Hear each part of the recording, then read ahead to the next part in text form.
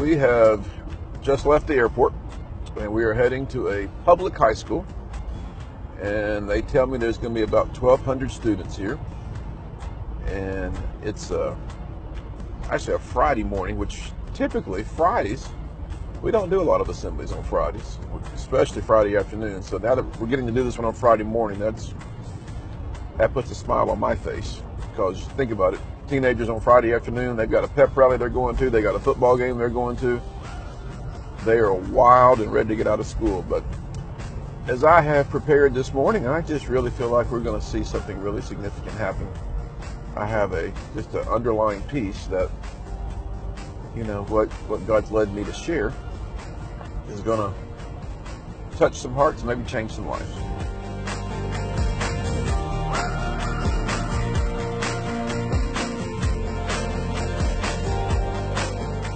I've been abused my whole life, bullied, neglected. Mom left me when I was younger, so I related, and it made me realize I'm not the only one out there.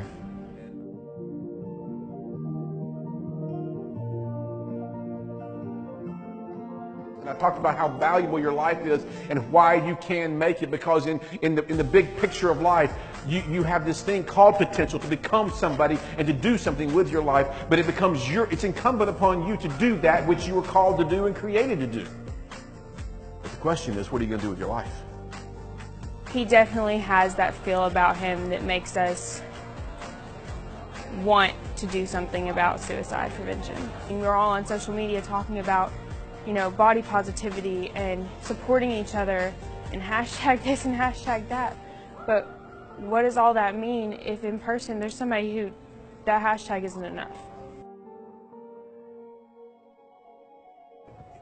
If today you know what it feels like to have been rejected, you know what it feels like, that pain, and that you just, maybe you'd feel so, why did it happen to me? Why did they maybe it was your best friend, maybe it was mom or dad, maybe it was a boyfriend or girlfriend, I don't know. But if you have the guts to say to me, and I'm going to ask everybody to close your eyes, I'm serious. When I say 3, if you would say to me, Dean, I know what that feels like and I just want to get past it, I'm going to ask you to raise your hand. 1, 2, 3, hands up, please. The things he talked about, they are dealing with on a day-to-day basis in today's society. I think it's great to get our students and faculties thinking about the issues that so many of our students face but are often not talked about. So I think it's great to raise awareness, to let those kids that are struggling know that someone does care and that they do matter.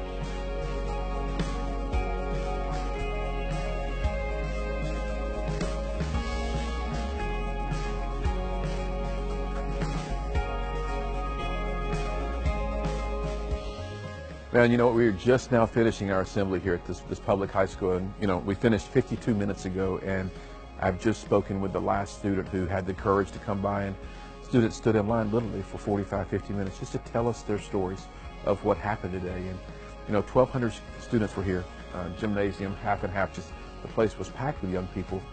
And you know, today I was led to talk about rejection, forgiveness, and overcoming suicide. In fact, the administration here at this school asked me to specifically talk about suicide because it's a prevalent issue. And you know what happened? When I got to the end of our assembly, I never read a speech. I pray and I just hear from heaven, and I just share what's on my heart. I was led to ask 3 questions today. Who is here today who has people in your life that you need to forgive? And then ask the question about if you're here today and you feel like you've been rejected. Someone has just hurt you and they've literally rejected you. And then thirdly, if you're here today and you wrongly believe, with the best of intentions, the best of hearts, but you still wrongly believe that your death is a better choice than your life, would you raise your hand? You know what? Between those 3 questions, over 1,000 teenagers today alone raised their hands. Of the 1,200, literally almost every single teenager here today was touched by a message that says, you were created on purpose, with purpose, and for purpose, and because of that, you matter.